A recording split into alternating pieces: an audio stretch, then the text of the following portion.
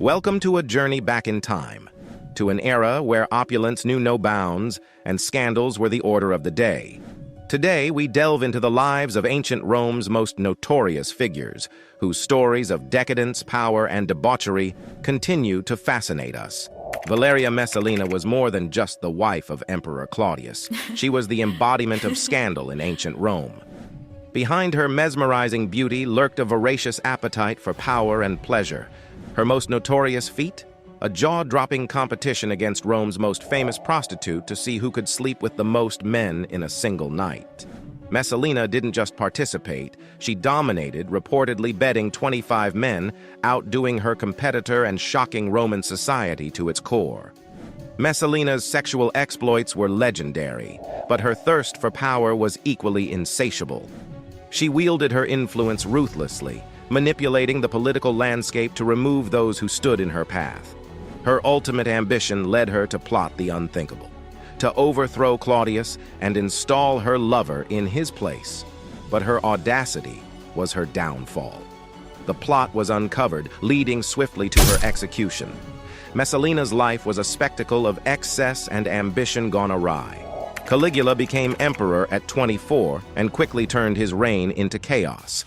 He is infamous for declaring himself a god and for his lavish projects, like the pleasure ships on Lake Nemi, designed not just for luxury but as symbols of his divine status.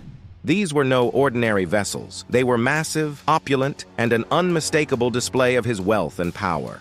His expenditures were outrageous, but it was his cruelty and bizarre behavior that truly stunned Rome. Caligula converted the imperial palace into a brothel, engaging in debaucheries that blurred the lines between the sacred and the profane. Stories suggest he spoke to the moon, claiming it as his confidant, showcasing his detachment from reality. His rule, marked by erratic decisions and sadistic tendencies, lasted only 4 years, but left a lasting imprint of tyranny and madness. It ended abruptly when he was assassinated, a violent yet almost inevitable conclusion to a reign defined by unparalleled excess and instability. No discussion of Roman excess would be complete without Nero, an emperor who fancied himself an artist, but whose canvas was the Roman Empire.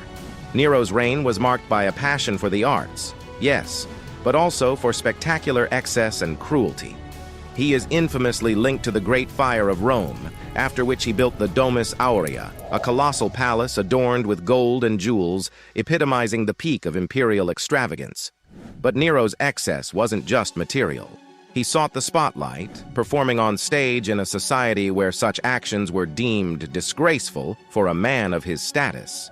His rule ended as tragically as it was lived, with Nero taking his own life to escape the wrath of the Senate, leaving behind a legacy of tyranny wrapped in the guise of artistry. Elagabalus took the Roman throne at 14 and instantly began reshaping the empire's religious landscape.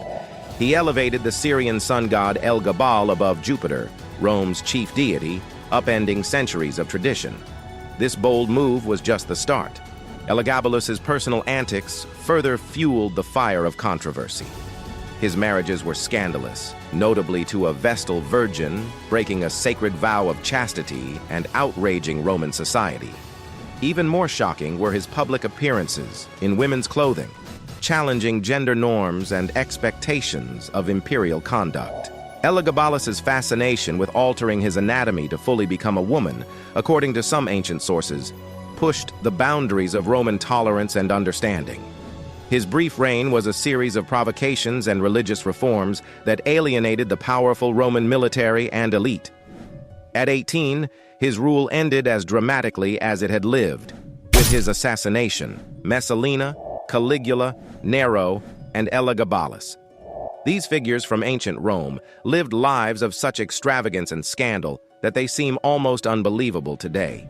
As we look back on these tales of ancient scandal, we find not only lessons from the past, but a mirror reflecting our own society's struggles with the same desires and downfalls. In the end, perhaps we're not so different from the Romans after all.